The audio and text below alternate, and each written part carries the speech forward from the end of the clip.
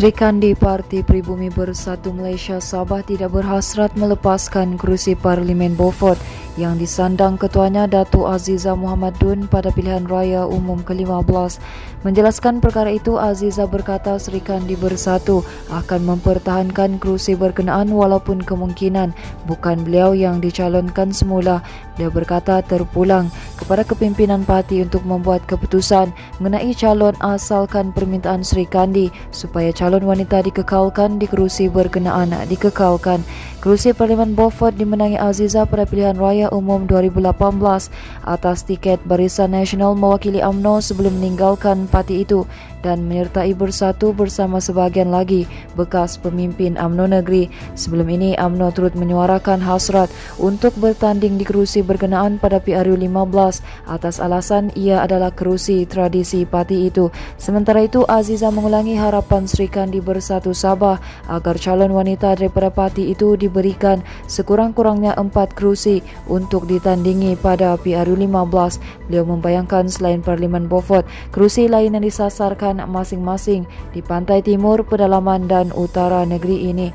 Sementara itu, mengenai kepimpinan Gabungan Rakyat Sabah yang akan dilancarkan pada 26 Mei ini, Aziza yang juga pengerusi Majlis Amanah Rakyat MARA berkata pemimpin wanita harus diberikan tempat yang sewajarnya dalam gabungan baru itu.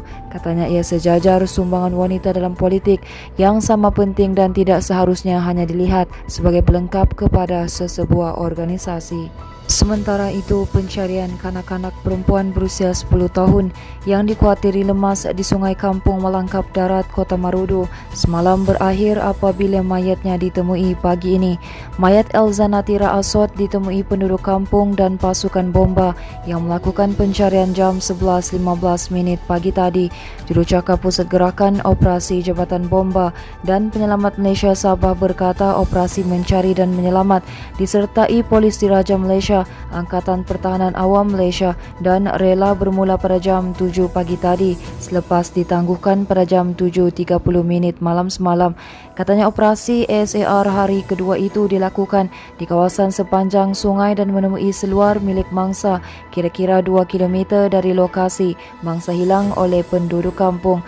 Pencarian kemudian diteruskan dan kanak-kanak terbabit akhirnya ditemui oleh penduduk kampung bersama pasukan penyelamat kira-kira 7 km dari tempat mangsa dilaporkan hilang.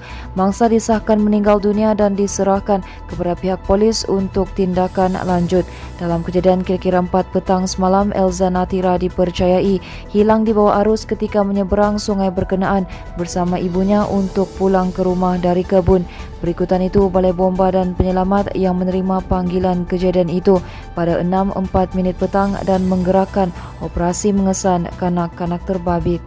Berita seterusnya, 2 juragan bot nelayan warga asing ditahan selepas didapati membawa dokumen pengenalan diri tamat tempoh dalam operasi di kedudukan 22 Batu Nautika, perairan Labuan semalam. Dalam rondaan rutin Ops Benteng dan Ops Khas Pagar Laut yang diadakan itu, kedua-dua warga Indonesia terbabit dikesan sedang melakukan aktiviti menangkap ikan sebelum ditahan untuk pemeriksaan. Pengarah Zon Maritim Labuan, Kapten Maritim Nudin Jusoh berkata, hasil pemeriksaan bot nelayan tempatan berkenaan dikendalikan 4 kru warga Indonesia berusia 22 hingga 37 tahun. Katanya 2 daripada kru terbabit didapati memiliki dokumen pengenalan diri yang sudah tamat tempoh. Bot nelayan nakoda kapal bersama semua kru kemudiannya ditahan bagi membantu siasatan lanjut.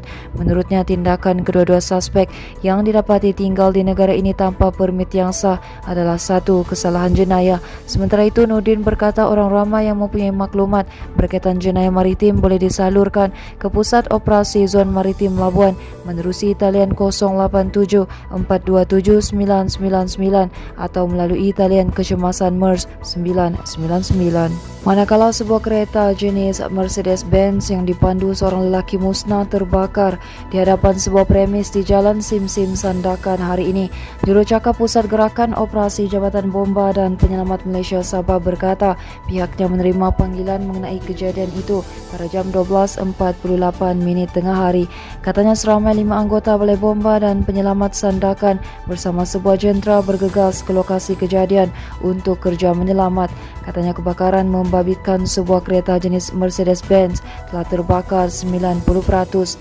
Tambah lagi, pasukan bomba memadamkan api dengan menggunakan satu aliran gelung hos dari jentera bomba. Menurutnya, operasi terkawal pada 12.56 tengah hari dan tiada mangsa dilaporkan terbabit.